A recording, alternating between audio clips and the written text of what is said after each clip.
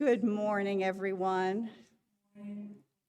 Good morning and welcome to the Washington Ethical Society. I'm Karen Schofield-Leka. My pronouns are per and pers, short for person, and I'm the officiant today. WES is one community united across time and space, gathering for these Sunday platforms to affirm our values and commit to a better world. So I want to welcome you, those of you who are brave the snow and are here in the hall, those who are watching now on Zoom, and those who are catching the recording later.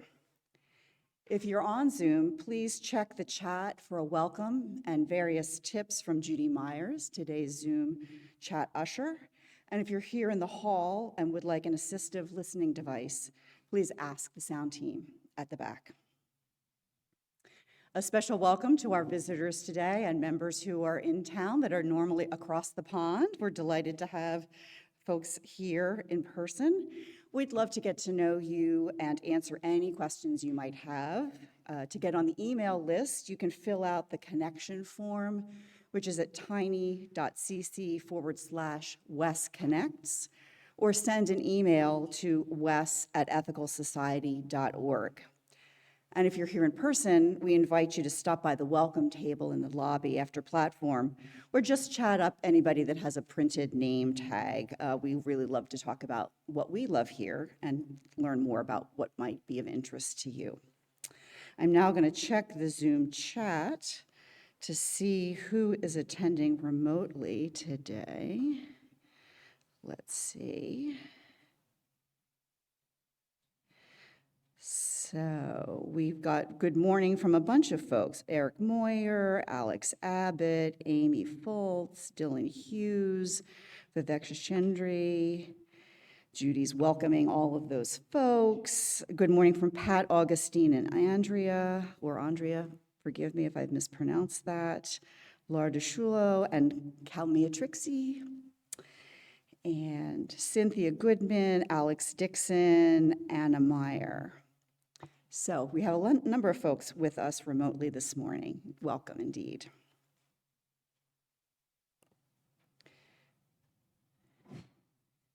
Great. Oops, oh, it jumped right ahead for me. Bear with me one second. I'm at the end of the script, not the beginning. That doesn't help me very much. Okay. It is indeed good to connect and share this time together. Our opening words this morning are "She Let Herself Go" by Jamie Thompson. The ultimate judgment, the fear we have all lived under as women, that others will think we stopped caring, stopped taking care of ourselves, stopped controlling our hungers, let ourselves eat, that we are gluttonous, lazy, we don't try anymore, the fear of judgment. As pack animals, we feel safe when accepted by others. We are wired to care what other people think. This is true, and we can continuously fall back on our own truer narrative about ourselves. In my work, I find that the biggest hurdle to body acceptance for most women is our families and greater culture. The fear of others talking about you, judging you, thinking all kinds of untrue things about us, that we are unhealthy, that we don't take care of ourselves, that we don't care about the right things. What if we reframed what letting go, letting ourselves go, really means? What if we let ourselves go from the paralyzing shackles of diet culture and shame? What if we let ourselves go from unattainable goals and body shapes? Let ourselves go and age. Let our bodies lead us with their innate wisdom. Let ourselves go rest.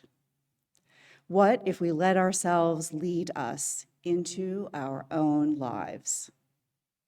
Let ourselves go. Today's opening song is "Take Me As I Am" or "Let Me Go," written by Lou Bryant and performed by our musicians Josh Blinder, Jason Lang, Joe Foti, and Tom Bishop.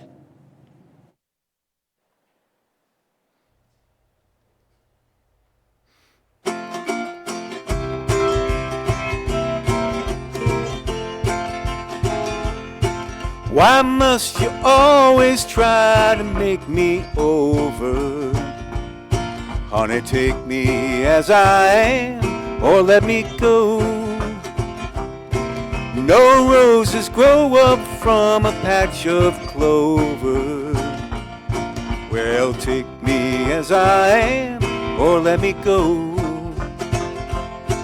You're trying to cast me in a mold, love, of somebody that you used to know. But I won't be standing for your old love.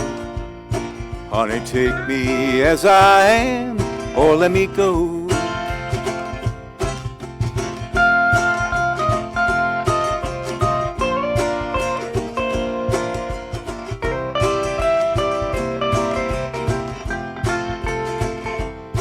You've tried to change me since the day you met me. Honey, take me as I am, or let me go. If you can't take me as I am, babe, forget me. But take me as I am, or let me go. You're trying to cast me in a mold, love, of somebody that you used to know. But I won't be standing for your old love. Honey, take me as I am, or let me go. Oh, honey, take me as I am, or let me go. Thank you.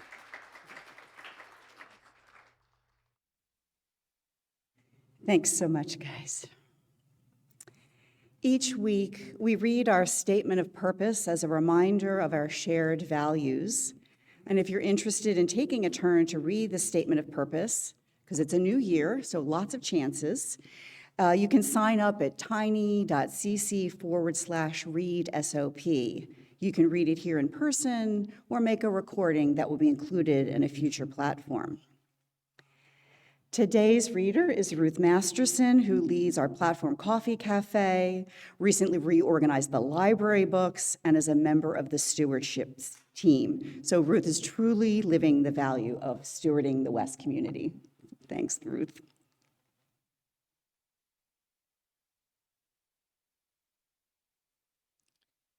The Washington Ethical Society is a humanistic congregation that affirms the worth of every person. We strive through our relationships to elicit the best in the human spirit. With faith in human goodness, we appreciate each person's unique capacities. We joyfully celebrate together and support each other through life. We nurture a sense of reverence and responsibility for each other and the earth. We invite you to join our community of children and adults as we work for a world where love and justice cross all borders. Thanks, Ruth. As Ruth lights our community candle, I invite everyone to join in our candle lighting words. May we kindle within us the warmth of compassion, the light of understanding, and the fire of commitment to build a brighter future for all. Let us enter now into the centering time of our platform. Each week, we ring this chime in solidarity with people around the world. Today, I'm particularly mindful of the beauty and sometimes inconveniences of winter, grateful for shelter from the storms, and mindful of those who are struggling to survive on the streets. As we listen to the chime, let us remember our connection to each other and the world around us.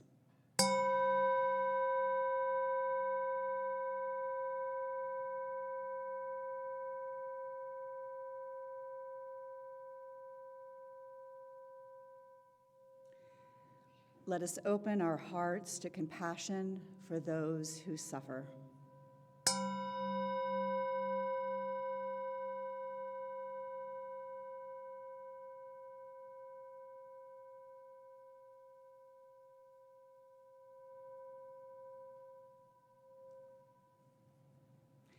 and let us commit ourselves to the work that calls for our love.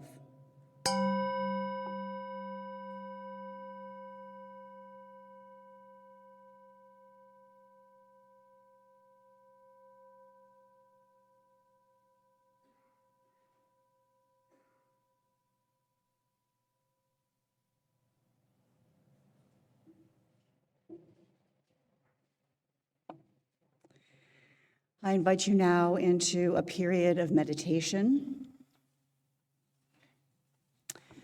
All bodies are good bodies. How do you react to that statement? Notice, let the thought drift away, and breathe. I will guide us through a body-conscious meditation. I will suggest some gentle movements, but do what feels right for your body. And if it doesn't pertain to your body, appreciate the unique abilities of your body and value it for what it does. Honor any alterations you've made to your body. If you notice yourself criticizing your body, consider instead what it is doing for you in the moment.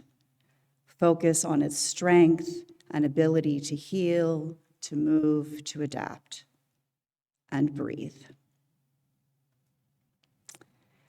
Let's start with our feet. Scrunch up and then expand your toes. Wiggle them a bit. Circle your feet and flex and point your toes to release your ankles and calves. Circle the other direction now. Point and flex. Flex the muscles in your thighs and release. Run your hands up and down over your thighs. Think about how they support you. Now consider your hips and pelvis. They cradle your genitals, which might or might not contribute to the creation of new life and can be an intense pleasure center.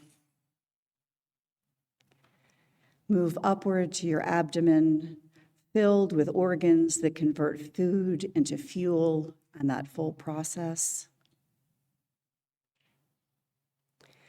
Now, place your hands on your chest and feel it rise and fall as you breathe. Also feel the breath that goes lower also into your abdomen, connecting your whole trunk together.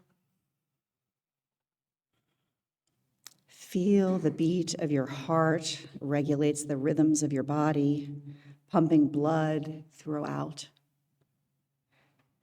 Think of the things your hands can do as you flex your fingers and rotate them on your wrists. Swivel your head on your neck. Lean to one side or the other, down, look up. Massage your scalp as you ponder the brain, that central processor, seat of intellect and mental well-being. Those are all parts. Consider the wonderful whole of your entire body. All bodies are good bodies. Breathe. All bodies are good bodies. We continue our meditation in silence and in the music that follows.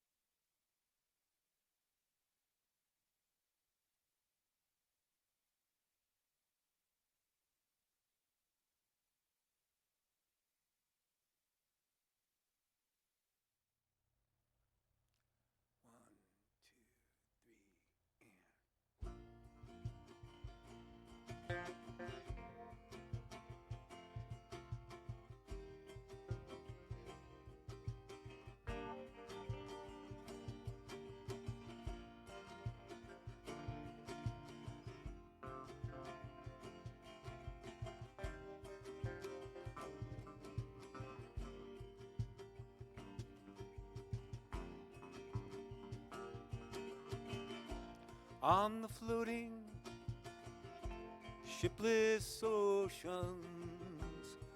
I did all my best to smile to your singing eyes and fingers, drove me loving to your eye. Then you sang, come to me, let me enfold you. Here I am waiting to hold you.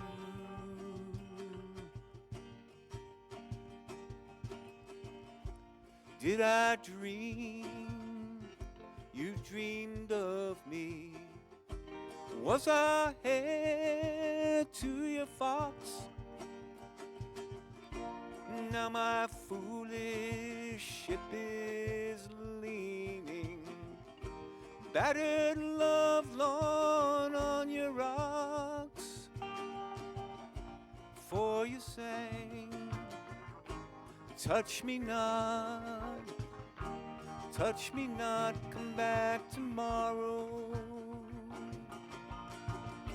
Oh my heart shies from the sorrow.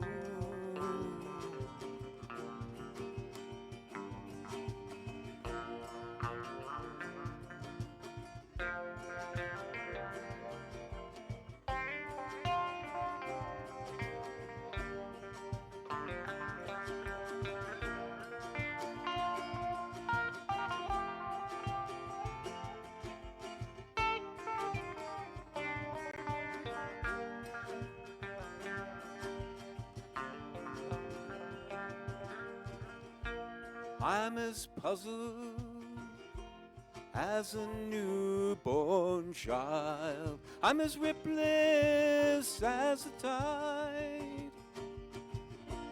Do I stand upon these breakers, or lie here with death my bride? And so I sing, swim to me, let me enfold you. Here I am, waiting to hold you.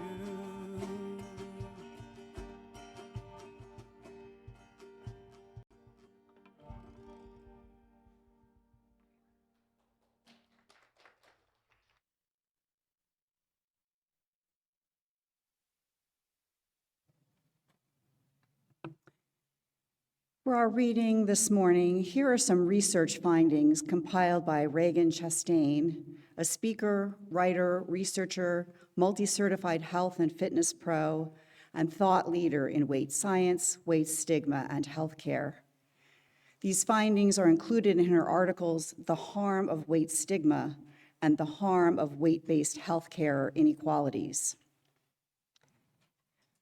Now, weight stigma can harm people of many different sizes, so just a reminder that weight stigma, in particular structural weight stigma, always does the most harm to those at the highest weights and/or those with multiple marginalized identities.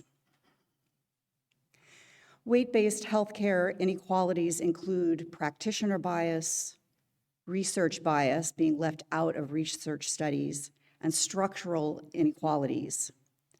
This occurs when the things that higher weight patients need in order to access healthcare don't accommodate them.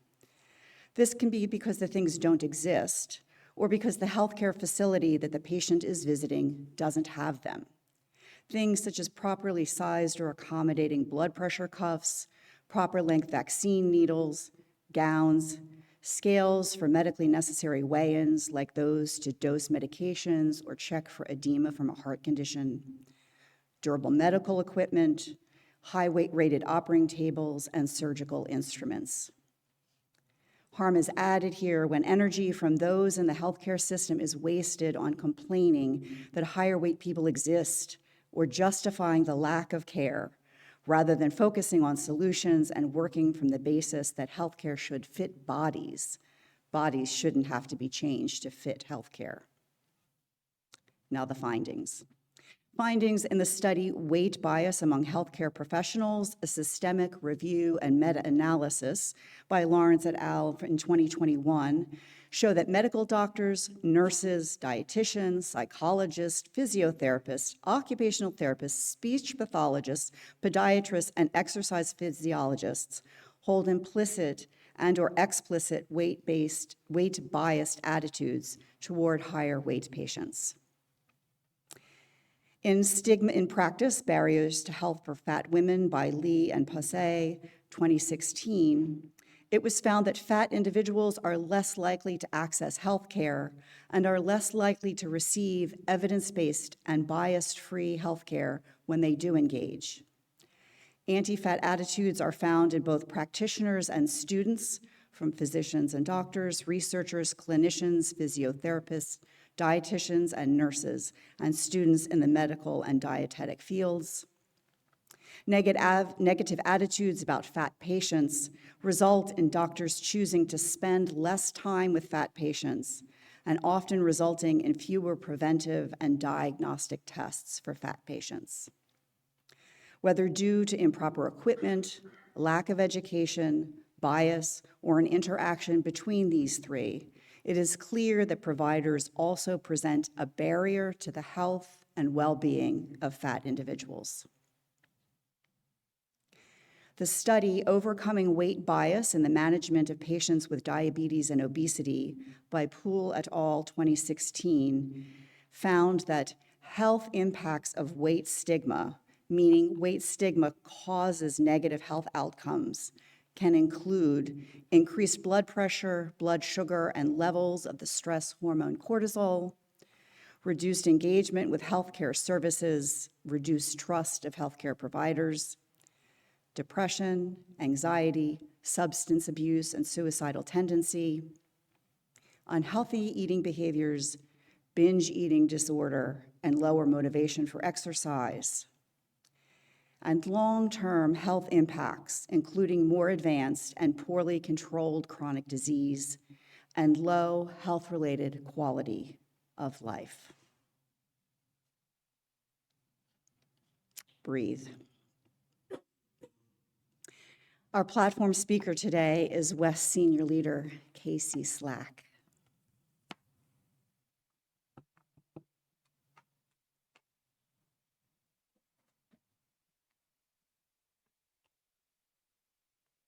Thank you, Karen.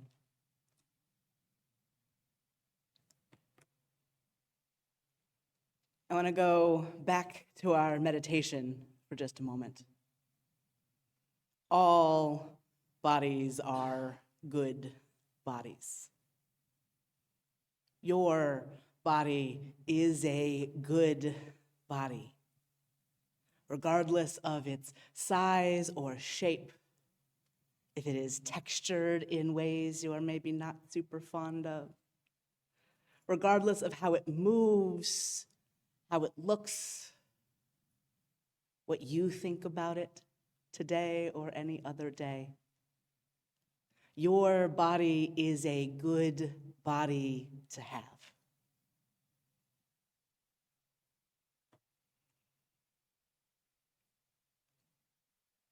The most fundamental thing that we do here is relationship.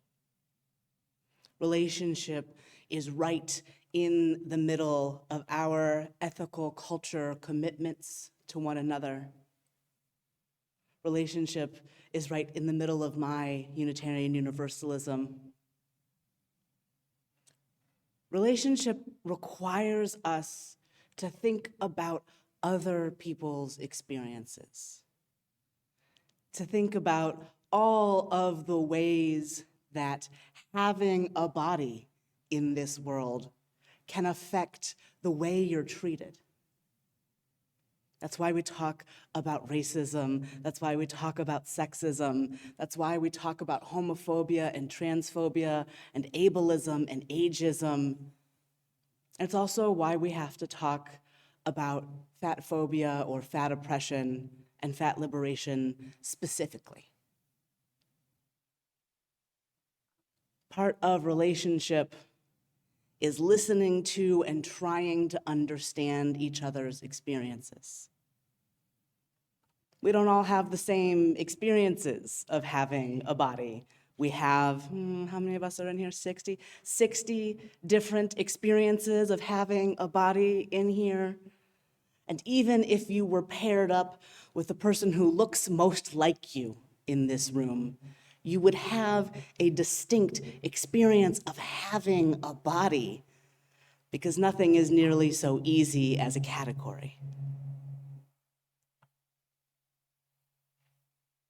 So whatever body you have is good, but today we're going to talk about fat bodies.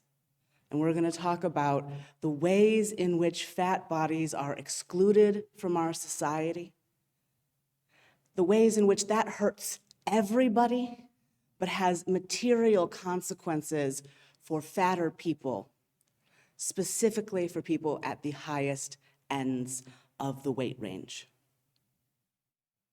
I'm going to start by defining some terms. First, you're going to hear me say the word fat a lot. This may not be comfortable for you. That is okay. You're going to survive this discomfort, I promise. And if you've got feelings that you need to process about it, we're having a workshop right after platform, and you can come and process some of those feelings. I'm using fat as a neutral descriptive word. I'm fat. Other people in this room probably identify themselves as fat. It wouldn't be offensive if I said that Peter is tall, because Peter is tall. It is not offensive for me to say that I am fat, because I am fat. And that's just a word that describes what my body looks like. Now, you can say almost anything with an insulting tone to it, and things that come with marginalization, if you say them with that insulting tone, carry that weight. So I'm fat and you're fat are different sentences. But as a neutral descriptive word, we're gonna go with fat. Why? Why fat? Well, obesity is a very medicalized term. And if I am never called someone who has obesity again, that'll be too soon, right? The fat that is on my body is not something that is separate from me. I have this fat. This fat is me. I am it. We are together all of the time. There is not some secret thin person in here.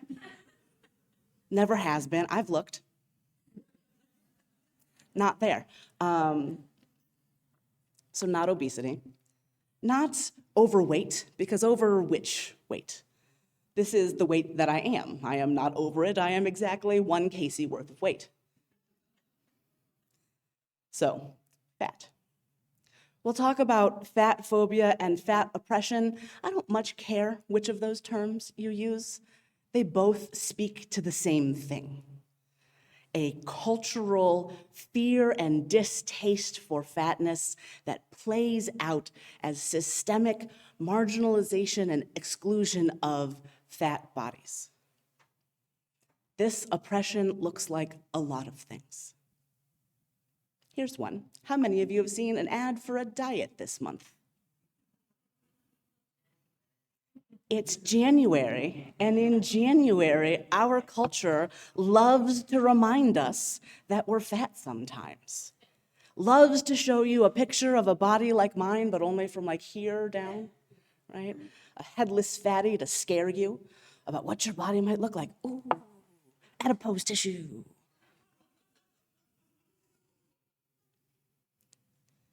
Every January, there is this push to find the real you, to build your summer body. Listen, the beach is gonna get whatever body I give it. It will handle however I show up. It will also handle however you show up. The sand, the ocean, the animals therein, they do not care. Most people too busy doing their own thing to actually pay that much attention to you, and if they are paying attention and they have something to say, that's about them and not about you. But here are these advertisements every year, in January, in the spring, as summer approaches, as the holidays approach, which is always the weirdest one to me, telling you that you should be restricting because there might be too much of you. Diets which, by the way, are repeatedly found to not work. Not just these big popular ones, but the idea that you can eat less and exercise more, which is not how thermodynamics works in a body, but you can do that and change your body forever. Now, certainly you can change your body for a little while and to a certain degree, but all longitudinal studies of dieting, even where it works for about 2 years. And then you gain weight again, usually more than you weighed in the first place because now your metabolism is very confused. Is there a famine? Might there be a famine? Do I need to hold on to every single calorie I am ever given? Especially if your metabolism has, I don't know, the kind of genetics that used to live in the cold parts of the world. Mine does. Real Polish and Eastern European over here. My body already wants to hold on to every calorie it's ever been given because it turns out there were famines and times where there was nothing to eat and a body needed to be warm and able to have something to live off of. But diet culture is so intense in the United States that young children, little girls usually, as young as 6, will say that they don't want to be friends with another child who's fat, that they think that that child should go on a diet. Everything you say or that culture says about a body in front of children becomes part of their brain pretty much immediately. In my own childhood, the diet-obsessed 1990s, in my own childhood, everybody on the radio was selling diet pills for a while. And in my own childhood, my mother bought some of those diet pills and gave me one when I was 9. See, I've always been fat. I was a fat baby. I was a fat toddler. I was a fat little kid in dance classes being told that I was too big for the costumes that the other girls wanted to wear. But fat phobia isn't just diet culture. Diet culture is a big piece of how we experience it, but as our reading made clear, fat phobia is a much bigger thing. Fat phobia means that when fat people go to the doctor, when we go to seek out medical treatment, we are often diagnosed fat before anyone bothers to do a test. Sometimes this is in the most absurd situations. I have known people who went into the emergency room with a broken arm, and before their arm got put in a cast, they got told they should diet and exercise because they were fat. One time, I had strep throat, and before bothering to do a strep test, which is what I was there for, the doctor at the urgent care said, well, you really should lose some weight. And I said, do thin people not get strep throat? As it turns out, they do. Thin people actually get all of the same diseases that fat people do, and you will hear, oh, but diabetes, oh, but heart disease. Thin people actually get diabetes and heart disease also at remarkably similar rates. And in fact, the more we think of those as fat diseases, the less thin people think to get checked for them.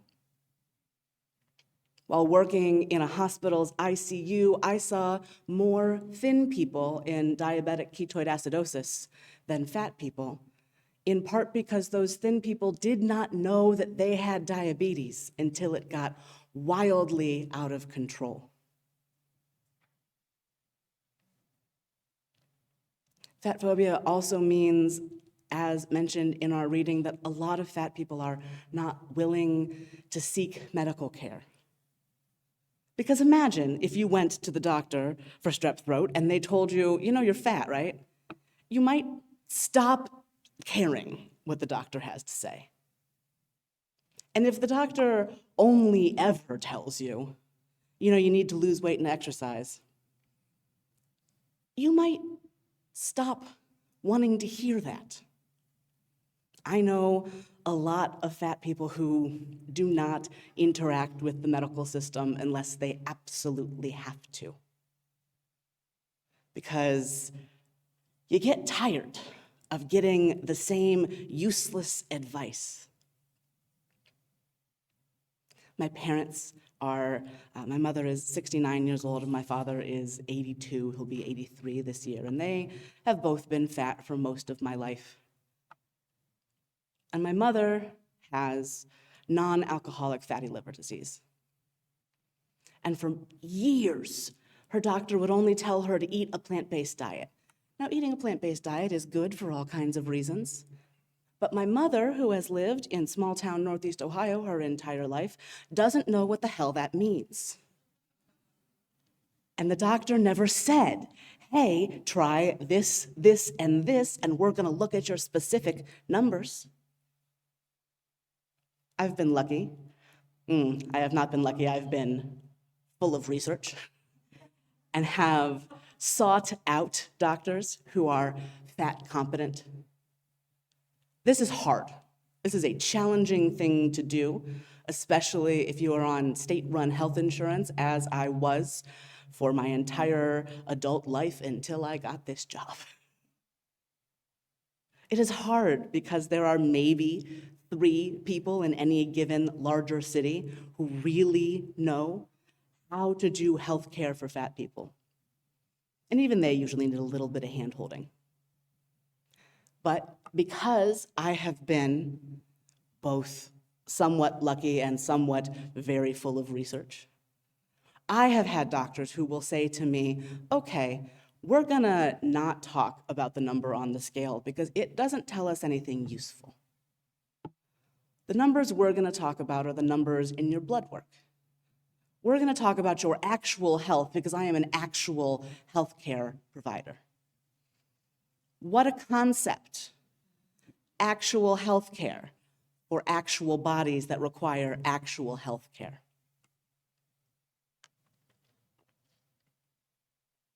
As an aside, a person is not required to be healthy to deserve care.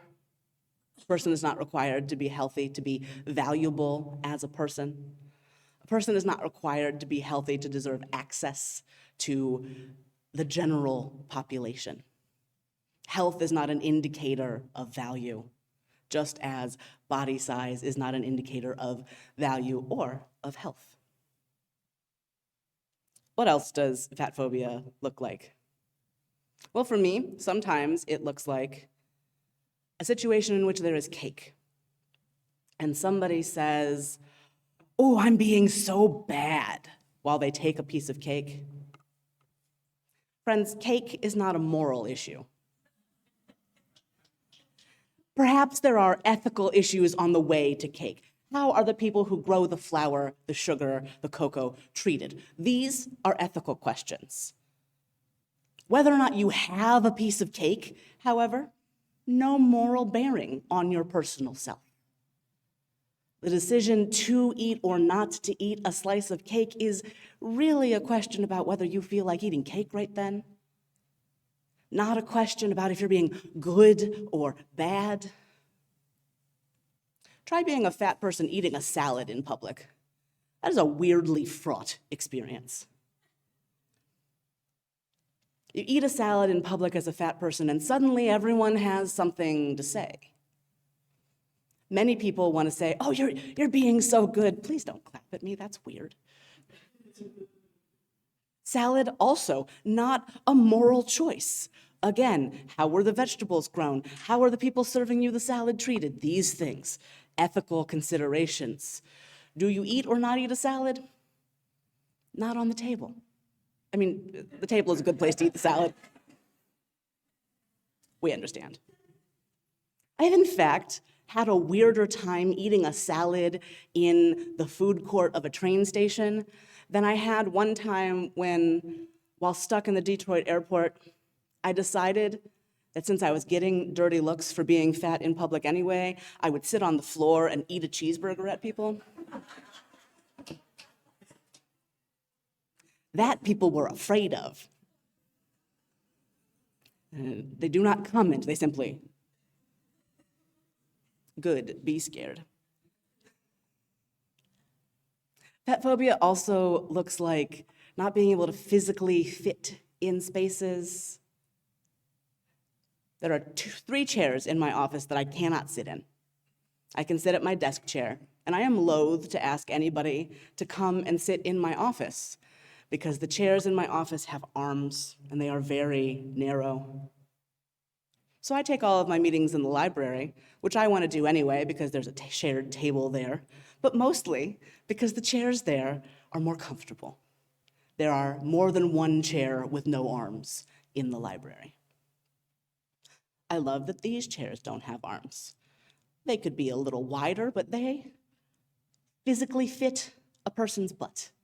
And that's really all I need from a chair, is for it to physically fit as many people as possible's butts.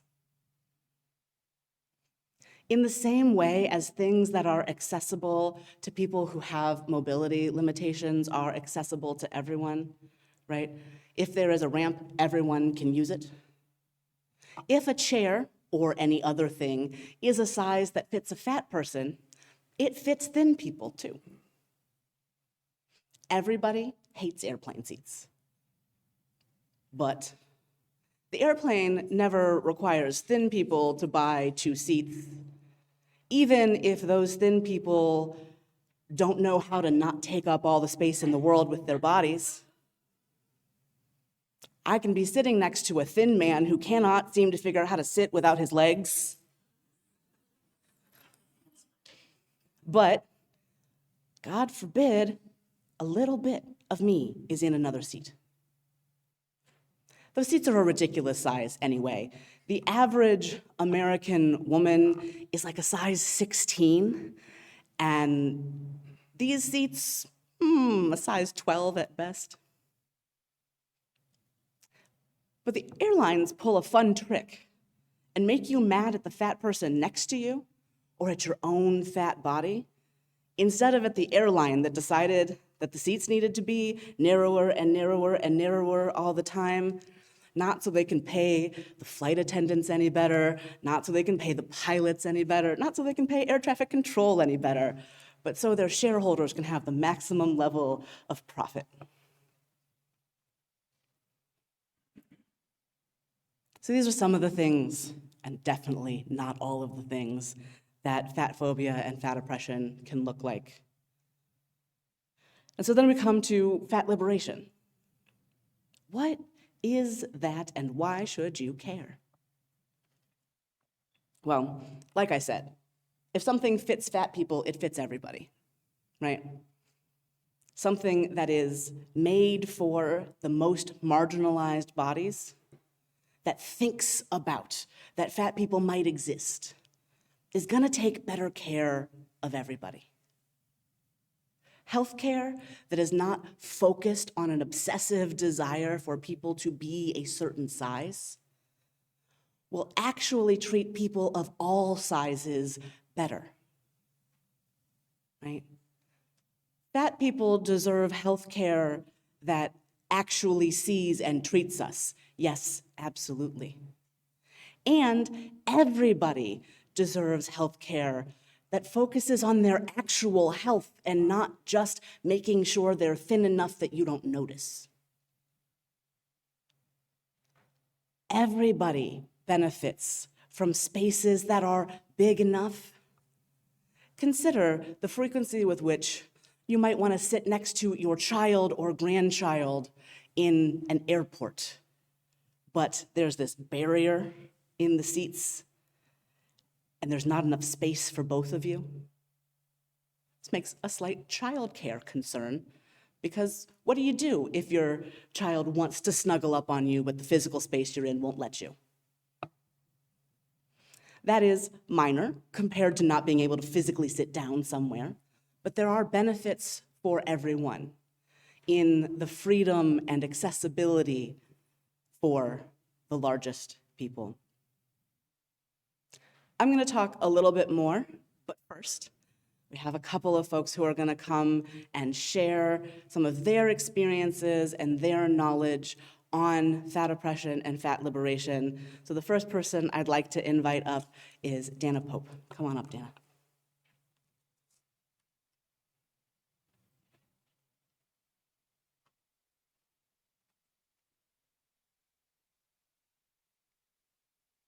Hello.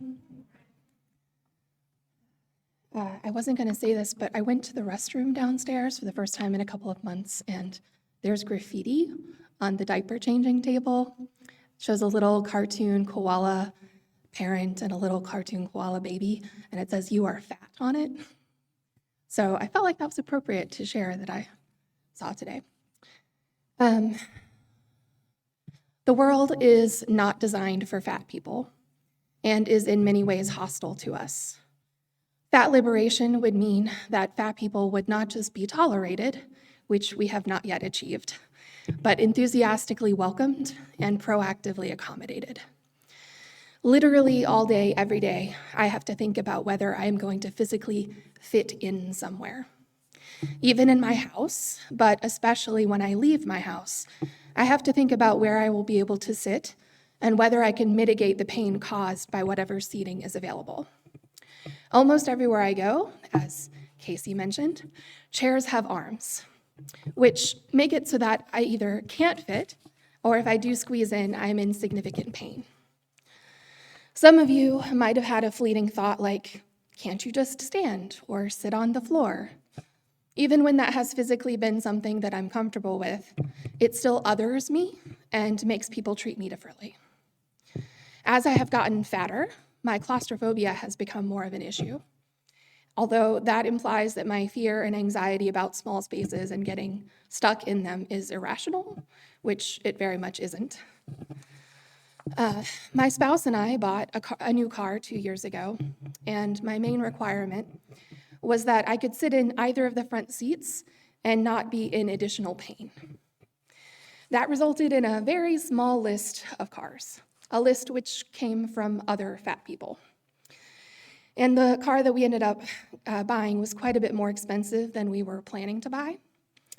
There is a term called the fat tax because of so many examples of fat people having to pay more and put in more effort to get the same accommodations as thin people.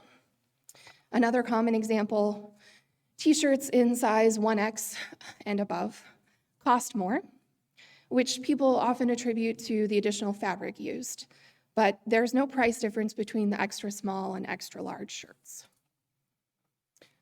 Since this social justice theme of the month is reproductive health, I decided to publicly share a little bit about my fertility experiences. For the last almost 4 years, I've been undergoing fertility treatments. I have a small egg supply, as it turns out, and probably other things going on, but I have learned, as in most of medicine, they aren't really interested in finding out why things are happening or treating underlying causes, but just the symptoms. Many of you may not know this, but almost every fertility clinic has a BMI limit for the treatments they give. BMI is just a ratio of height to weight and actually means next to nothing on an individual level or a group level, honestly, but it is used as a barrier for those of us above a certain number. Fat people are seen as bad risks to successful conception statistics. A large reason why fat people have a harder time conceiving under standard fertility treatments is that we have often not been included in studies that determine the treatment protocols, and therefore not enough data exists to see what would help us. Someone finally realized that fat people might need a higher dose of the fertility meds, which does actually seem to help, but it doesn't address all issues. Fun fact, my next step in treatment would be IVF, and according to my doctor, it is no longer performed in hospitals, and the clinic has a weight limit of 400 pounds because of the table that the procedure takes place on. Last time I was weighed, which was many months ago, I was 380 pounds.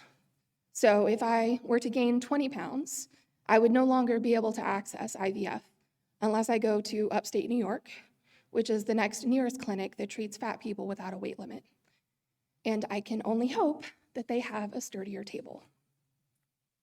Several years before I started fertility treatments, I went to see a gynecologist because I had a period that lasted multiple weeks.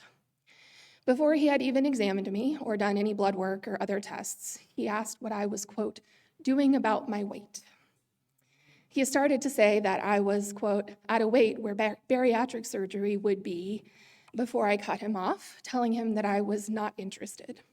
I had to tell him that multiple times. He followed with, he was pretty sure my issue was that my hormones were unbalanced because of my weight. It turns out, after the blood work and other diagnostics, he was incorrect, and he had no explanation for my issues. But that didn't stop him from bringing up the suggestion that I should partially amputate my stomach 2 more times. Fat liberation offers a paradigm shift, which would enable us to change our world in a fundamental way. It requires us to question the things we think we know about health, food, weight, and scientific research, among others. To conclude my part of the platform, I would like to read a quote that summarizes many of the recurring ideas behind fat liberation. Reagan Chastain, from her blog called Dances with Fat, says, "Health is a complicated, multifaceted concept. Health is not an obligation, a barometer of worthiness, entirely within our control, or guaranteed under any circumstances. Nobody owes anyone else health or healthy behaviors by any definition. Fat people have the right to exist in fat bodies without shame, stigma, bullying, or oppression. And it doesn't matter why we are fat, what being fat means for our health, if we could become thin, or if doing so would make us healthier by some definitions. The right to life, liberty, and the pursuit of happiness are not size or health dependent."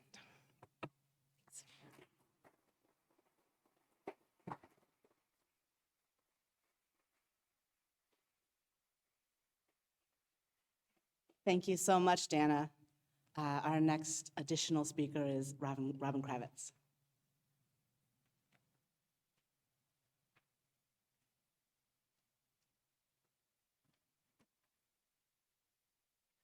Good morning, everybody. So I wanted to share my experience here at WES because I feel like sometimes when we talk about social justice issues, it's so lofty. Like it's like all society, all humanity can kind of like suck. And so, like, what do we do here? How do we work at WES to change something that feels so big? So I wanted to share something that I haven't publicly shared before, so I asked for your grace as I try to get through this. When I first moved to Washington, D.C., I came and interviewed for a job here at WES for the Coming of Age program. That is our program for teens, high schoolers, to really spend a year with their parents kind of diving into what it means to be a young adult, what it means to be a parent of a young adult, and how to try and coexist in a healthier way than kind of TV has led us to believe is possible. I wholeheartedly loved that job. And when it came time for that year to end, I was asked by the leadership at the time if I wanted to continue with the teen group and co-mat. And I said no. And it was a heartbreaking decision because I adored our teens. To this day, I follow them on Instagram, and one of our teens, he has a full-time job now. He's not even a teen, and I'm just when did that happen? And I adore it. They were fabulous families, and being able to be a mediator and let parents and teens kind of find a space to negotiate what matters to each other and hear each other is just it's a really awesome experience. But in this program, COA, there's 2 activities that are kind of the benchmark of COA. The first one is a ropes course, which is supposed to be team building. And I was 5 pounds under the weight limit. And I was too stressed that if I continued to teach that program, next year would come and I wouldn't be allowed to do the ropes course. So that's an actual choice WES is making. We are choosing to uplift a program that says, despite maybe being a very qualified adult, you can't actually participate. And I couldn't do it. And then the second piece of COA that really kind of brought this issue to life for me was what they call InterQuest Weekend. This is kind of the culmination. It's the last big activity that the teens do where the leaders and the volunteers, along with the parents and teens, hike up a mountain. Each teen pitches a tent, they have a campsite, and the teens spend about 18 hours kind of by themselves on the mountain. They've got activities. We've kind of built up to this independence. And for a lot of teens, the idea of not having a cell phone and being alone in the woods for 18 hours is like, whoa. And the goal, right, is to get them off electronics, off of communication, and allow them to really sit in their own thoughts and kind of decide what kind of adult they want to be, what direction they want to go. And the year that I ran our COA program, I was told it's like just a mile hike. Not a big deal. My friends, this was a 4.5 mile hike up and down a mountain. My heart rate was like through the roof. And the whole time I'm thinking, I've got a couple of teens that are so scared to do this program. I have to fight through like my physical inability to hike this mountain because I can't let them see that I'm overwhelmed, because then what in the world are they gonna think? I'm leaving them here in the woods, and if something wrong happens, the person in charge doesn't have the physical stamina to come save them. So I had to shut down a part of myself, and it felt so gross. Because in a program that's all about being seen for who you are, twice I had to physically hide who I was. And I felt like I was lying to those kids. And I can't do it. So I have not participated in the COA program, not because I don't believe teens and parents need to be a part of it, but because I can't lie to them about what I'm capable of, and I don't know how to be a part of the COA program and be genuine. So I challenge everyone to think, where are we making these choices at WES? Where are places that we can be more inclusive? There are teens out there who are over 265 pounds, and they'd probably want to participate in COA, but they can't. Because are you going to be the only teen that can't go to the team building activity? Where are other places at WES that we can see these holes, and how do we make changes so that more people can take advantage of what we're offering and what a great community we are? Thanks.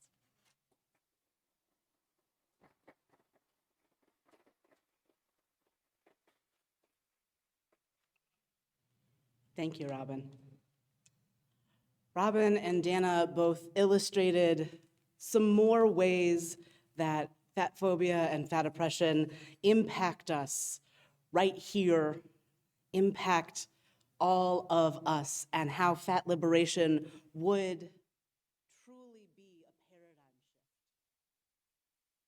shift. I want to tell you as we wrap up a couple of things about how beautiful liberated spaces for fat people can be, and about how life-giving fat community has been for me.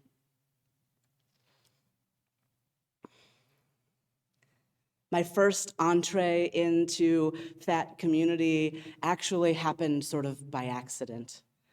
I was working at the abortion clinic where I worked before I went to seminary, and I received a phone call. It was from a former employee who wanted to talk to my boss, but I recognized her name. Her name was Rachel Kassenjar, and I previously knew her as the designer of some very expensive clothes for fat people that I had seen on the internet. And it turned out that we had friends in common. This was unreal to me. And when my boss got off the phone, I said, wait, that was Rachel Cassinjar, like Rachel Cassinjar, Rachel Cassinjar? To which my boss said, yes, she used to work here. I would come to have my first really inclusive shopping experience in Rachel's house. At the time, she was the stock girl for a now defunct retailer called Redress, which only sold plus-size clothes and only fashionable, loud, cool stuff that I really wanted to wear. Until that point, I had been kind of figuring it out with the much too old for me, much too conservative for me still clothes that are sold at Lane Bryant. It was a rough show. I was wearing a lot of like dress pants made for women who worked in offices that I did not work in, and things that fit weirdly on my body because I was 22, and these were clothes for women in their 50s, and I dressed different than them then and now. I went to Rachel's house and I bought a wrap dress in a leopard print. And I bought bright teal tights. And I bought all colors of tights because she had tights that fit on my body, and that was not something I had experienced in years. Over the years, while she owned that business, I would spend, a ridiculous amount of money, even at the discounted rate that she always gave me, buying things that made me happy. I hadn't gotten to be happy in clothes no, not ever. Because I went from being a chubby teen or a chubby kid to being a fat teenager, and I don't know how many of you were paying attention to teenage clothes in the late 90s and early 2000s, but it was rough because the silhouette that people loved was a really low-cut pant, which is hard if you have a belly. Everything was super skinny, midriff-bearing, and first of all, my parents were not having that, and second of all, it was not being sold in my size. And so I was always out of sync, not just with what was fashionable, but with what I wanted to be wearing. I remember the first day in seminary that I put on an outfit, most of which I had bought from Rachel, some of which I had gotten from the people in the fat dance troupe that I joined in the Bay. Green tights, polka dot skirt, pink top, earrings that were whales. And I looked at myself and I said, oh, I look like a hot fat girl from the internet. Yes, I did it. And for years, hot fat girl was a fashion space that I could live in. Transition complicated that, but I figured it out. But knowing Rachel led me to a bunch of Facebook groups that are for fat people. We have a queer and trans fat fashion group. We have a group that is called Caring for Our Fat Bodies, where if you have a question about something that's happening with your body that you know your doctor will just say, well, what if you lost weight? You can get an answer that matters, that means something, that you can do something with, which is also a space you can go to if you need to buy a car that is gonna fit your body okay, or purchase a mattress that will not cause you pain. It's a place you can go if you need shoes that are gonna actually support your body. Or if you have questions about where you can find this, that, or the other garment that is difficult for you to find in the right size. For me, those connections also expanded into Twitter, which is its own mess of a space, but where I made a lot of friends, and I wound up running a fat liberation podcast for a few years with a good friend of mine in Texas. I became part of the Fat Track at the Allied Media Conference, which is a big arts and activism conference held in Detroit every summer. And the pinnacle for me well, the two pinnacles for me were my membership in Emphatic Dance, the previously mentioned all-fat dance troupe in the Bay Area. I started dancing when I was 3 and only really stopped when I stopped being an age where youth dance classes were appropriate for me. And my experience of dance was conflicted. I loved dance, but in the space that I was in was constantly being told that my body had gotten too big, that I needed to do sit-ups to earn the costume my teacher had picked, that if I wanted to be in this class, I had to lose weight. I was teased by my teachers, who were, weirdly enough, themselves fat people. When I was a majorette in high school, my also fat majorette director made me wear a girdle underneath my uniform.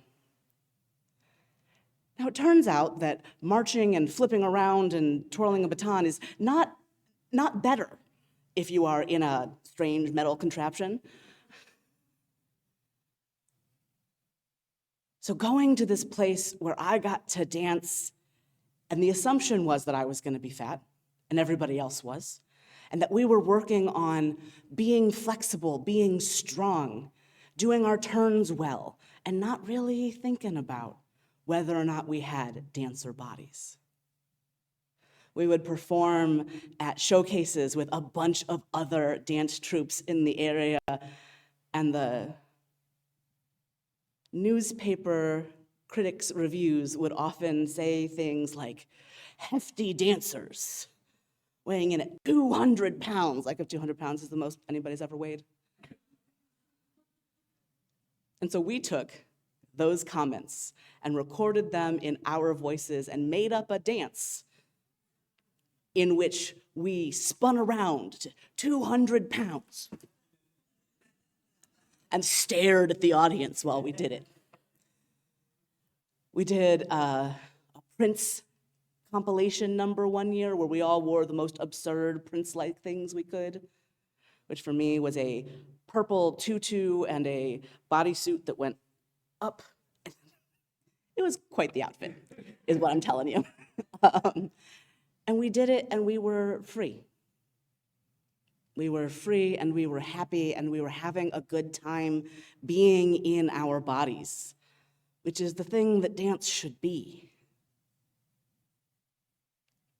The other big highlight for me was that I got to go to what was the fat conference of all fat conferences at the time, something called No Lose, which was a dedicatedly queer fat conference where we had workshops on dealing with stigma around diabetes, around the intersections of race and fatness, but we also had pool parties every day. And I don't know if any of you have ever seen the TV show Shrill. Yes. So in the TV show Shrill, there is a scene of a fat pool party, and that fat pool party is based off the ones I went to. It was the coolest thing I have still ever seen. People with the kinds of bodies that you get told are not bathing suit bodies. People with bodies like mine and bigger and smaller, the whole range, all kinds of colors, textures, in mostly bikinis, playing in the water, having fun, not having to be afraid of what someone was going to say, not experiencing that self-consciousness, because we were all there together. I really want that experience for everybody. Whether or not a pool is something you like, I want the experience of getting to be somewhere and feel free. Feel really certain that your body is okay, is good, that you can decorate it however you like. You can show as much or as little skin as works for you. I really want that for everybody, but if you understand yourself as fat or have ever felt left out of the clothes you want to wear, the spaces you want to be in, the health care you deserve access to. If you've ever physically not fit in the seat, or been diagnosed fat at the doctor, or gone shopping with a group of your friends and only been able to buy accessories at that store, I want that for you extra. I want you to feel free, and I hope that you can hear me when I say that your body is good. Whatever it looks like right now, whatever the number on the scale is. Side note, I have no idea how much I weigh. I have not allowed anyone to weigh me in nearly a decade. It's not anybody's business, not even the doctor. But I want you to feel free, and I want you to help make each other free. I hope that if you have time today, you'll join us in our workshop where we can talk more about the ways that we're affected and the ways that we can move forward and build a world that is free and fair and just for everybody. Every single body. Thank you all so much.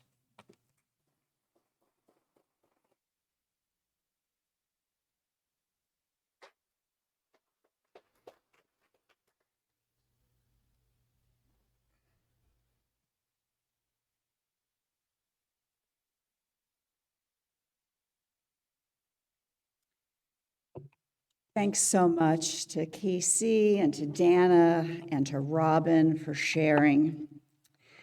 In a moment, a little bit, we'll have a chance for others to share during our response period. So you might prepare by thinking about how this topic has resonated for you, your own personal experiences, and perhaps specifically experiences here at WES. While you do that, we're going to hear music.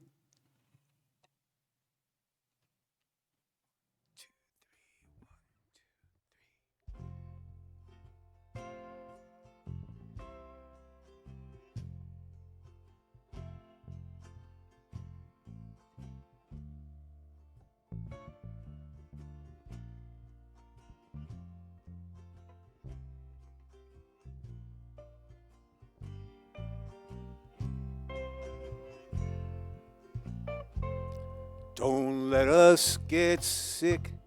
Don't let us grow. Don't let us be stupid, alright.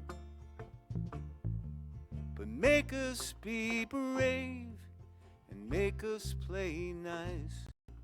And let us be together tonight.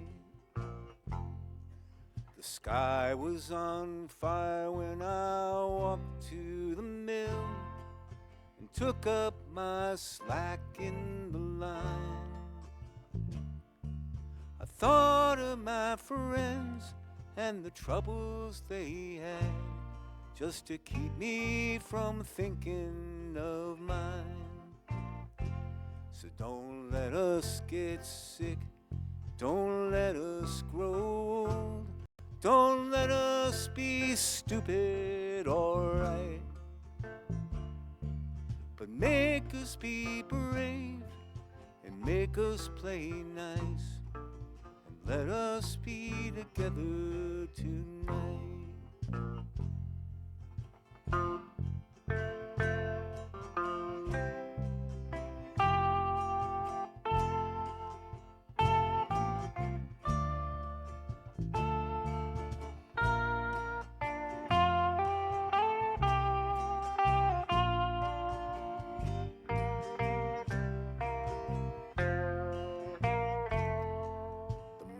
Has a face and it shines on the lake and causes the ripples in time.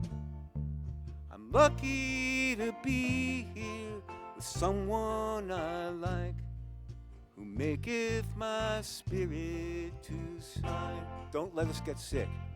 Don't let us get sick. Don't let us grow. Don't let us be stupid, alright, but make us be brave and make us play nice, and let us be together tonight. Yes, make us be brave and make us play nice, and let us be together tonight.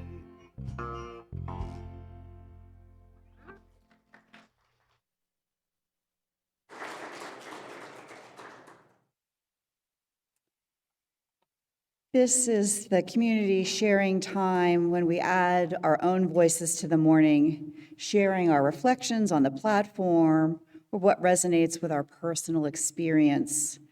For our online participants, I invite you to share in the Zoom chat or in the comments if you're watching the recording later. If you're here in person, you can come to the microphone here on the floor and share your brief comments. And if you've spoken in recent weeks, please consider leaving space for others to share. We're going to start by checking to see what online participants have written in the Zoom comments. Bear with me a moment. Oops. Okay, let's see.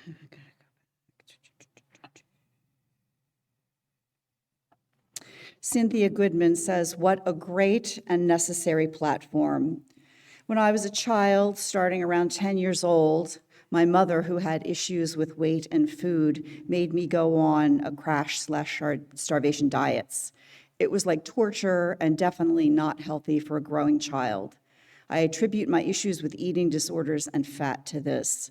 I so wish I could come to the workshop today." Eric Moyer says, "To pick out fat oppression from general body minority status, we can compare being a fat man, which is stigmatized, with being a tall man, which is lionized. I choose men because being a tall woman is more socially complicated, and I know one extremely tall man. Tall people cannot find things their size: clothing, chairs, mattresses, MRI houses, and cars. They're also significantly heavier than average, so things cannot handle their weight. Apart from the largest and most diverse studies, they are not represented in medical trials. People frequently comment on a tall person's height when they meet them."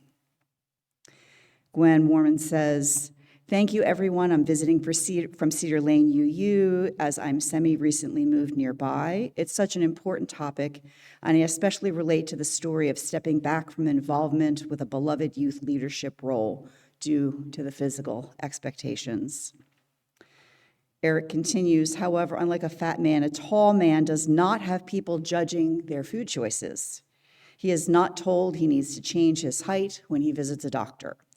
Despite that increased height being associated with increased health problems like joint pain, melanoma, and breast cancer, he does not receive disapproval because of his body shape. He can post pictures on a dating site or social media and get approval." Alex Dixon says, "I have a disability that affects how I walk. I am also fat. I was in Chicago when this man came up to me and says, 'If you weren't so fat, you wouldn't walk like that.'" We're now going to turn to the microphone and hear from commenters here in the hall. Hello, everyone. I'm Caitlin. My pronouns are they and them. Last year, I was diagnosed with arthritis, and I went to a specialist because I was worried that it was rheumatoid arthritis. Unfortunately, it was not. But one of the things that the specialist said to me was, "Well, you are overweight." And I said, "What does that have to do with the fact that my hand goes numb within 5 minutes of waking up?" And she said, "Well, we don't really know." Story of my life. I go to the doctor, I say, "I'm having this problem," and they say, "Well, you are overweight." And I say, "What does that have to do with it?" And they go, "Well, we don't know." Then why are you telling me?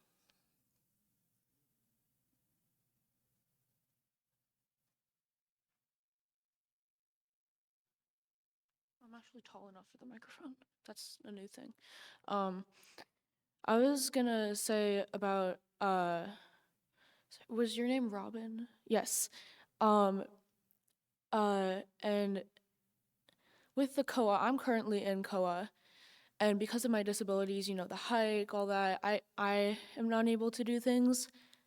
The thing I find weird is that they accommodated me, but they didn't seem to accommodate you, and that makes me really sad. Um, I just want like,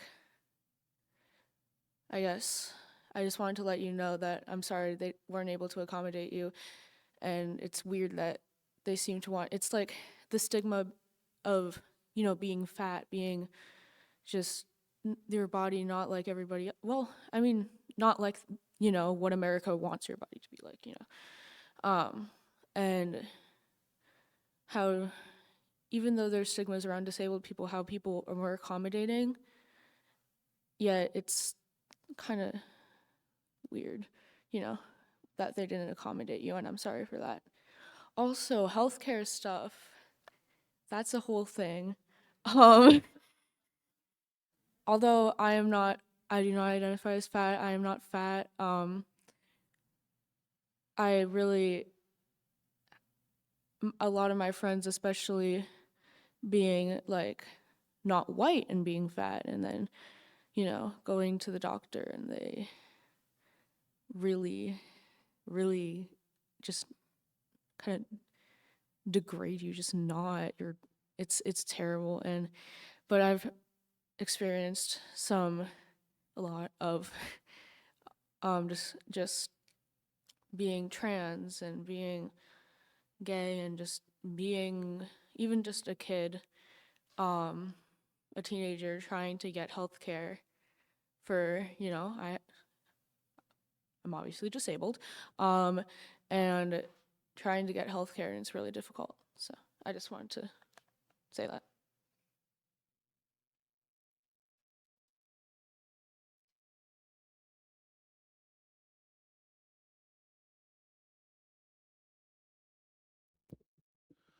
Good morning, everybody.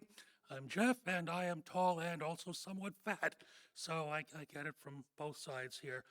Uh, Casey, you are a wonderful speaker. You get me to do something I usually don't do, which is to put the Sunday crossword puzzle aside.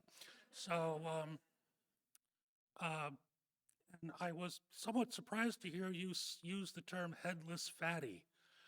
That sounds like a great horror movie title. They thought they were alone on the beach until they were joined by the headless fatty. Um, and it might be another reason for you to consider taking the train because there are no armrests. There's just one armrest in an Amtrak coach. Okay? And the seats are wider, and there's no TSA to poke and prod you in all those those crevices you don't want anybody else to poke you and prod. The bad news is that if you're going to northeastern Ohio, you're screwed. Um, you have two choices of a stop. One is Alliance, which has nothing out there. So if it's raining or snowing, you better have your own umbrella, otherwise forget it. Or Cleveland, which is going to take you another 60 miles out of your way, and it's bad enough that the train gets there at 3 in the morning if it's on time. I've also had problems with fat, or people commenting to me, and you've got to have a riposte. You gotta. I get it from Betsy's friends. They say like, "Well, Jeff, what are you gonna name the baby?" And I say, "Well, if the baby is a young male with stunning intellect and movie star looks, then I shall name it Jeff. But if it was really what I think it is, which is just greasily useless fat punctuated by a fart or two, then I will name it after you."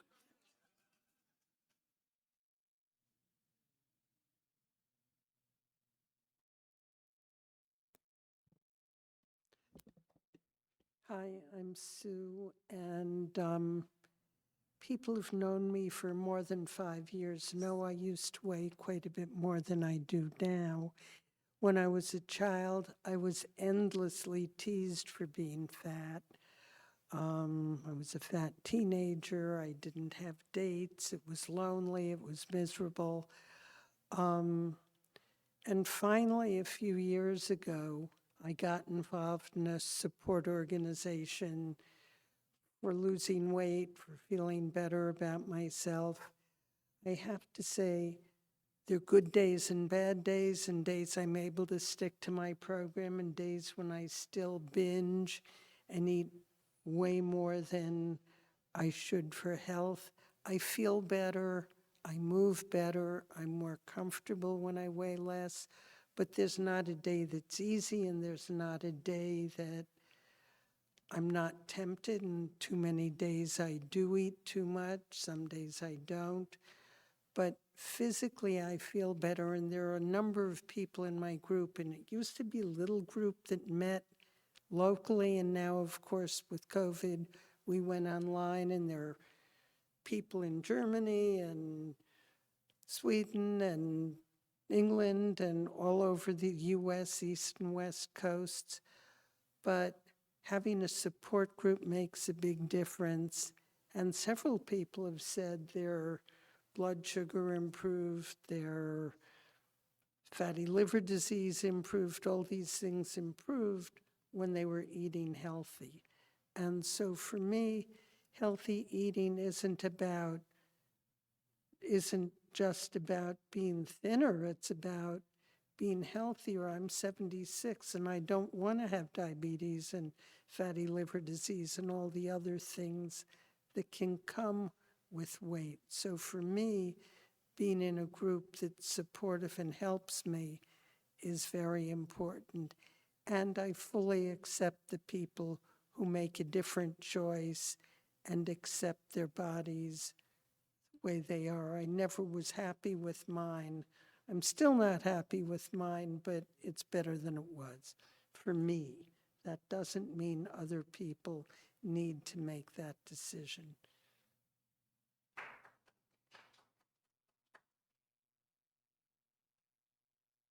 I'm Emily Kravitz, she, her.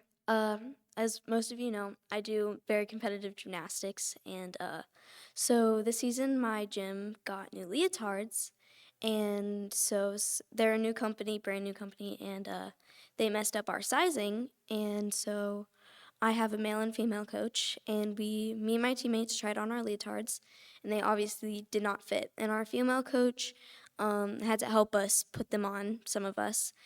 And our male coach, who is very conservative, white, 60-year-old man, he told us that we needed to eat less to fit into our Leos. And as teenage young girls, not very helpful. So one of my friends, she had yogurt at practice, and she took what my coach said seriously, and we all took it as a joke, and she did not eat her snack that day. And then we were working out later on, and she got dizzy and had to leave early. So if you were ever to make a joke about somebody's body, it's just, it can affect a lot of people, and even it can be more serious in adults. I think also, even in sports, in anything you do, it can affect somebody very drastically. My friend could have gotten very seriously hurt because my coach made one comment about our bodies. So, thank you.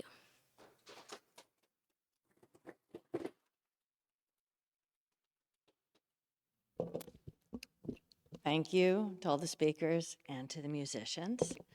I'm Julie, she, her, and I am fat phobic, and I am a sugar addict, and I have been that way for most of my life because I've been struggling with my body.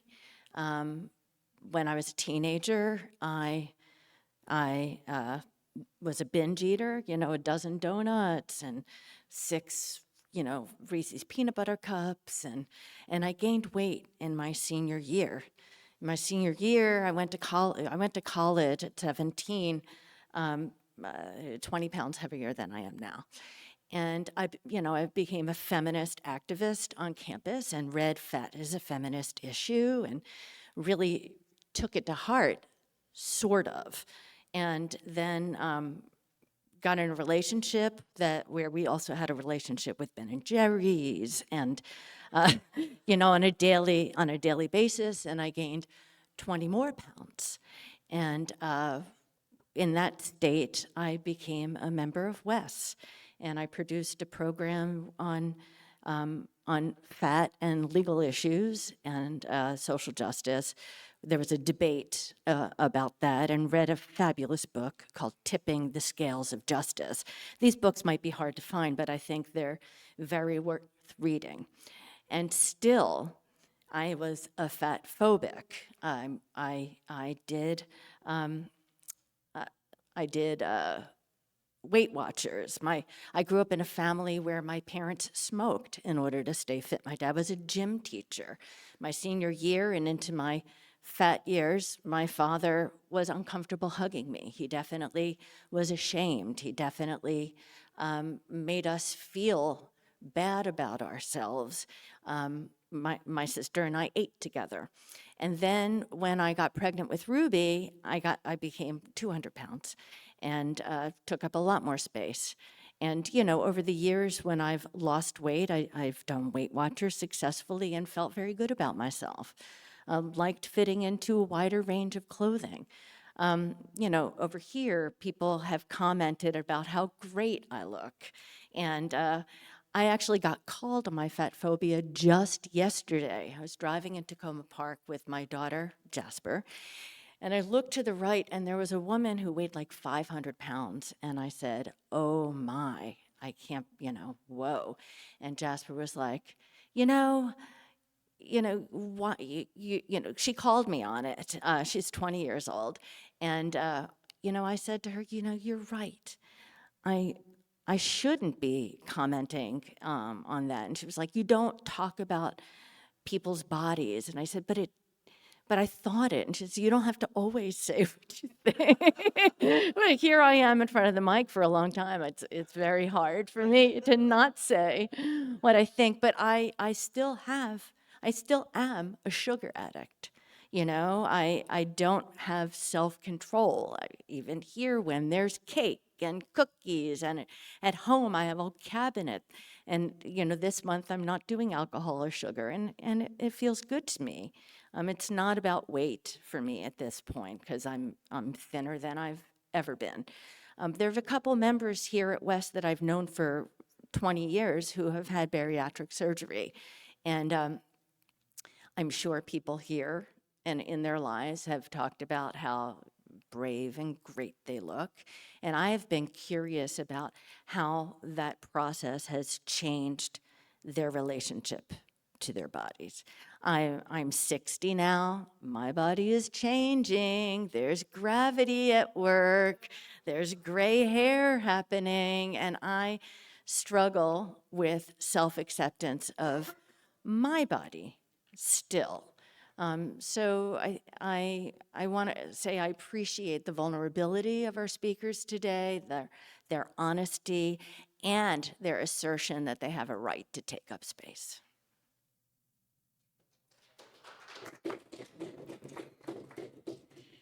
So returning to the chat, Laura Steele says, what comes to mind for me is our society is based on a norm that comes from where?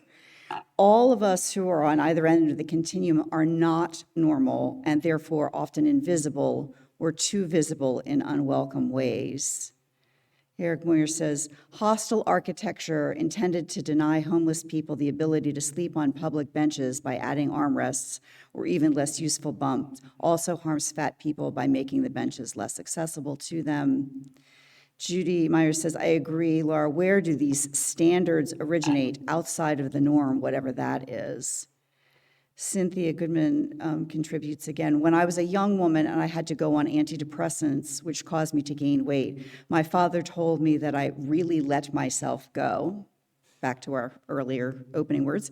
That just made me feel worse. If it is not your fault if the side effects of your medication make you fat.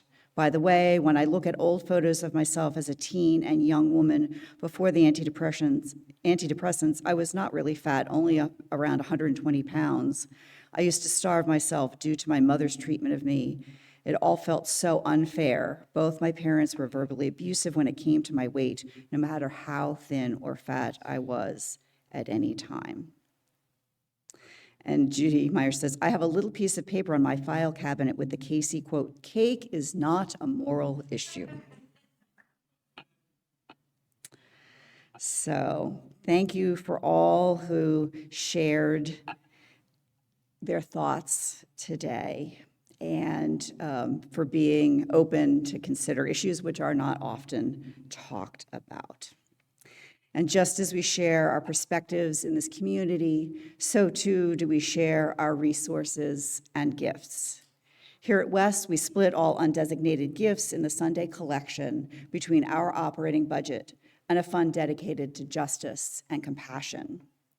During the month of January, we are pleased to support Sister Song, and their video will explain what they do. Okay. Ooh. That's it. What you got? No, it was fine.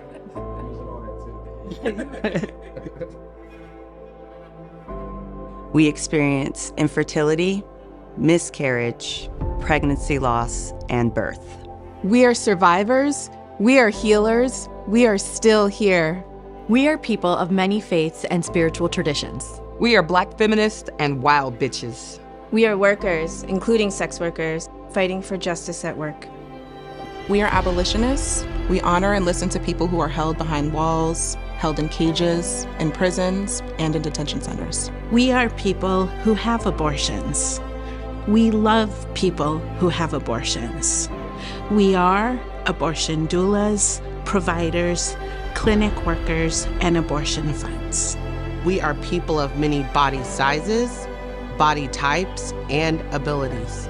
We are people with diasporic longing for the places we might have been. Fine-ass aunties, young parents, single mamas, parents raising children in safe and sustainable communities, people creating chosen families.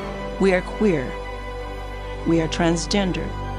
We are non-binary. We are gender expansive. We are two-spirit. We are lesbian. We are thinkers and dreamers. We are a multiracial movement rooted in Black liberation and Indigenous resistance.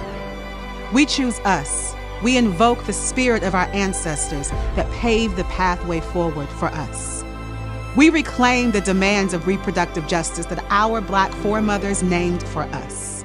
The human right to own our bodies and to control our future. The human right to not have children. The human right to have children and to parent our children in safe and sustainable communities.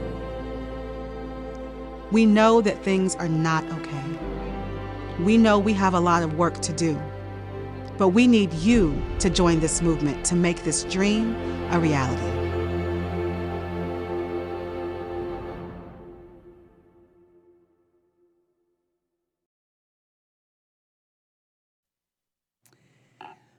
Let's all take a moment to prepare to respond to the invitation to generosity as we are able. To donate online through the Simple Gift system, you can text an amount to 202-335-1885. You could go to tiny.cc/wesgives, or you can click on Give on our website, ethicalsociety.org. To donate in person today, just place cash or a check in the basket at the back of the hall on your way out, and you can always send a check to the office by mail. Thank you for your generosity. We will now receive your gifts and the gift of music. Okay, as always, Woody Guthrie seems to span the generations and the decades. So we're going to do this one and sing if the Spirit moves you. 1, 2, 1, 2, 3, and. You can play with me. You can hold my hand. We can skip together down to the pretzel man. You can wear my mama's suit. You can wear my daddy's hat. You can even laugh at me, but don't you push me down. No, don't you push me, push me, push me. Don't you push me down. Don't you push me, push me, push me. Don't you push me down. You can play with me. We can build a house. You can take my ball and bounce it up and down. You can take my skates, go on, ride 'em all around. You can even get mad at me, but don't you push me down. No, don't you push me, push me, push me. Don't you push me down. Don't you push me, push me, push me. Don't you push me down.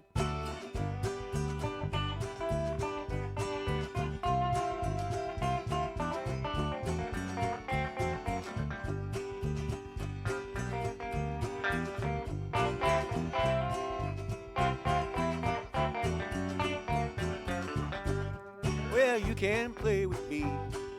We can play all day. You can use my dishes if you put them away. You can have some apples and oranges and plums.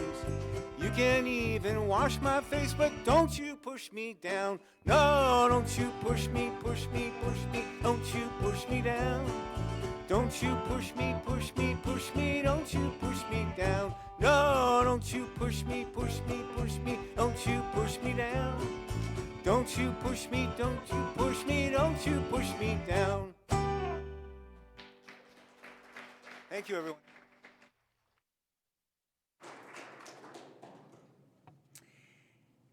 Thank you so much to the many people who helped to create this morning's time together. Today's platform speaker, Casey Slack, with Robyn Kravitz and Dana Pope, and musicians Josh Blinder, Jason Lang, Joe Foti, and Tom Bishop. Staff members Indara Miles, Robyn Kravitz, and Maceo Thomas. And of course, our platform production volunteers, the tech team members, slide artists, Zoom chat usher, and in-person greeters whose name you'll see on the closing credits slide. And you're most welcome to join into those teams. I want to mention a few things upcoming in the life of our community. All are encouraged to attend the workshop at 12:30 today on Fat Liberation in You. The work of liberation centers the most marginalized, which means ending fat oppression also liberates thin people. No one deserves to be oppressed because of their body. In this workshop, which will go deeper following this platform, we will have discussions in groups based on people's experiences of systemic fat oppression, known as caucusing, and we'll follow up with a larger group discussion, including what we can do going forward. So bring your lunch along if you have it with you, or snack on provided treats, and continue the exploration from topics raised here in platform. Next Sunday, Senior Leader Casey Slack will speak again on reproductive justice with music from WES member and midwife Maury Breen Rothman. And the West Community Relations Committee, or CRC, is teaming up with the Lifelong Learning Team to continue their series about confronting harmful power structures that disconnect people and can show up in ourselves, our community, and society. So next Sunday, January 28th, right after our platform, please join us for discussion about quantity over quality mindsets. That's it for today's announcements. As always, you can find information about opportunities to connect in the weekly news and notes email and on the calendar page of WES's website at ethicalsociety.org. Again, if you are new to our community, please introduce yourself in person or via the connection form at tiny.cc/WesConnects or an email to wes@ethicalsociety.org. At the conclusion of platform, please join us for social hour, either here or on Zoom at tiny.cc/Wes Coffee Hour. I now invite you to join in our closing sing-along and closing words.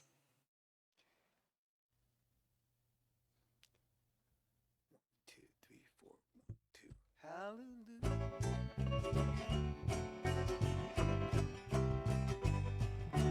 Woke up this morning with my mind, it was set on freedom. Woke up this morning with my mind, and it was set on freedom.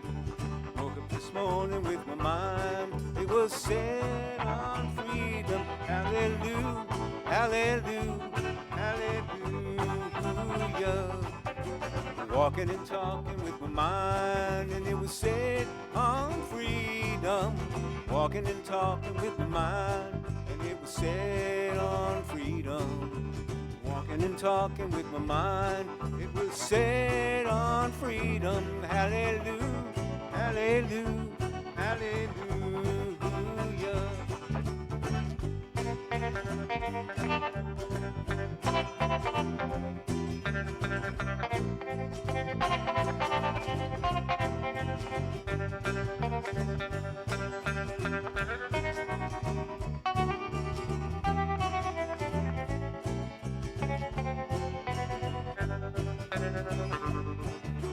Working and singing with my mind, it was set on freedom.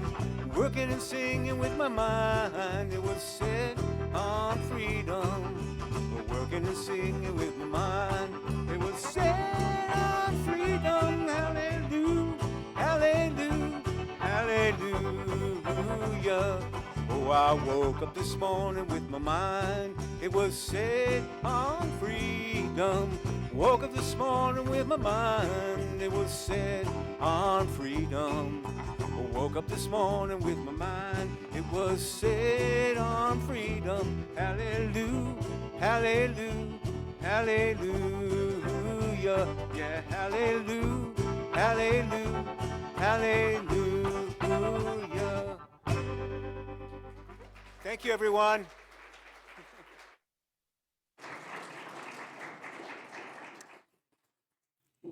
And now for our closing words.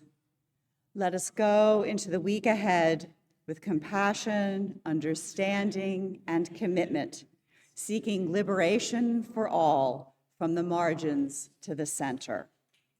Thank you all for joining today's platform in person or remotely. We look forward to connecting with you again soon. Have a great week. Set on freedom. Woke up this morning with my mind, it was set on freedom. Woke up this morning with my mind, it was set on freedom. Hallelujah, hallelujah, hallelujah. Yeah, hallelujah, hallelujah, hallelujah. Yeah, we did it.